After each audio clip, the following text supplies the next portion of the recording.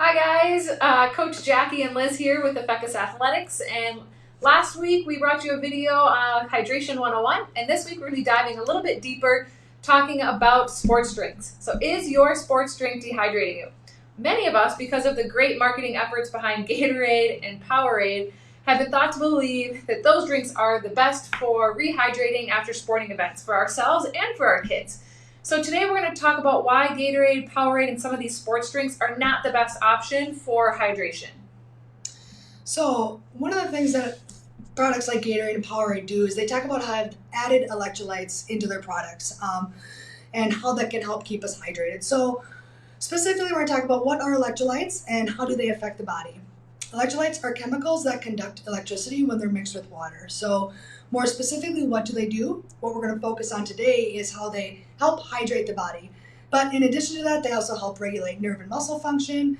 They help balance blood acidity and pressure. And they also help rebuild damaged tissue. So all of these things electrolytes do help us keep at our peak performance, feeling great after workouts. And specifically, like I said, we're going to talk about how they hydrate the body. So what are the 5 electrolytes? They are sodium, calcium, potassium, chloride, phosphate, and then magnesium. And you can get these 5 electrolytes from all of the foods that you eat, and specifically that we talked about today, Gatorade, promoting them, but you can get them in the beverages that you drink as well. So why are electrolytes so important for hydration? They are the minerals that help bring water to different parts of the body. We need water in our tissues and our cells to help us keep us functioning. So this is why hydrating beverages like Gatorade market that they have added the electrolytes into the product. And I think too, I'm going to give just a little basic, how your body gets or brings in water. So last week we had touched on that essentially the body uses water, brings it to muscles, and from there, it's essentially, let's back up just a little bit. Sorry. But I think to really understand why Gatorade is not beneficial, we have to understand a process called osmosis. And that's really how water, so most of water is actually absorbed, or 95% of it is absorbed in the small intestine. And it has to be able to move from the small intestine to our bloodstream. And then your bloodstream carries it to muscle. From there, it picks up waste and heat from the muscle, brings it to our skin where it evaporates and cools us off. So it's a very global view of why hydration is so important, but it helps us maintain our body temp. What can happen though, so the process of osmosis, if we think of our small intestine and our bloodstream and there's a barrier in between, it has to be able to cross that barrier. And it has to have just the right formula to be able to do that. And so when we're looking at the process of osmosis, blood has a certain, we can say, potency. And on the other side, the fluid or what we consume and eat has another potency. If they are the exact same on both sides, nothing will move across because you need a gradient. You need a difference. And so blood, the potency, is measured through osmolality, and it's right around 295. If we consume a fluid that is too high in electrolyte concentration or too high in carbohydrate concentration, and it's too close to the 295, it won't cross this barrier. So the water will actually not move from your small intestine into the bloodstream.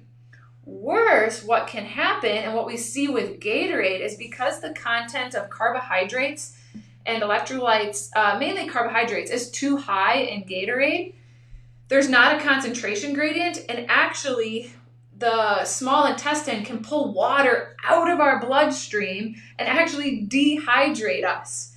So I hope this kind of gives just a little bit of a glimpse, but it boils down to the carbohydrates that are found in Gatorade are too high.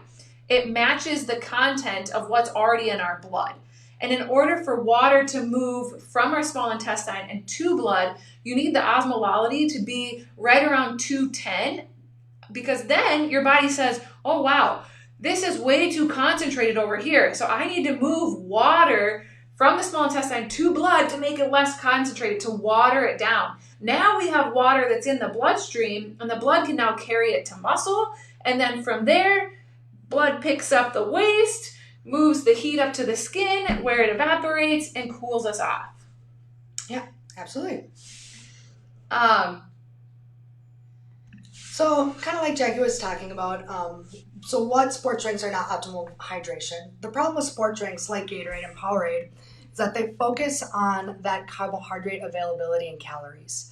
So they're getting the fuel in your beverage along with along with the electrolytes, which are the hydrating purpose. So the problem is if you have too many of these liquid calories, like Jackie was saying, too many of those extra carbs can actually slow the absorption of the fluid into the body.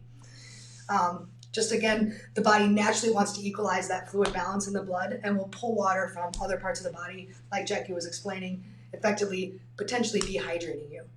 So, what should we be drinking? She talked about how we want to have a certain percentage of carbohydrate in our beverage. So, an optimal sports drink for hydration purposes should only have about 3 to 4% carbohydrate solution versus 5 to 8% like Gatorade. So just a quick fact, Gatorade has just as much sugar in it as you would eat if you were to eat 13 Tootsie Rolls. So think about that. We need to not have 13 Tootsie Rolls, but we do need to have a certain percentage to be able to bring those electrolytes to the body. So we're looking for about a 3 to 4% carbohydrate solution. And then along with that, we can add in, or we want to have at least 180 to 250 milligrams of sodium, along with 60 to 75 milligrams of potassium. So, if you... Now, we're not expecting you guys to measure this out. So don't worry. We're just providing this information because we think it's super interesting. But we have a quick little formula on how to basically create the best hydration solution right at home. So all you have to do, grab your bottle of water, fill in about 20 fluid ounces of water, a 16th teaspoon of table salt, or even just a pinch of salt. Add in a teaspoon of maple syrup to get that 3 to 4% or that 4 grams of sugar to help move the electrolytes as well.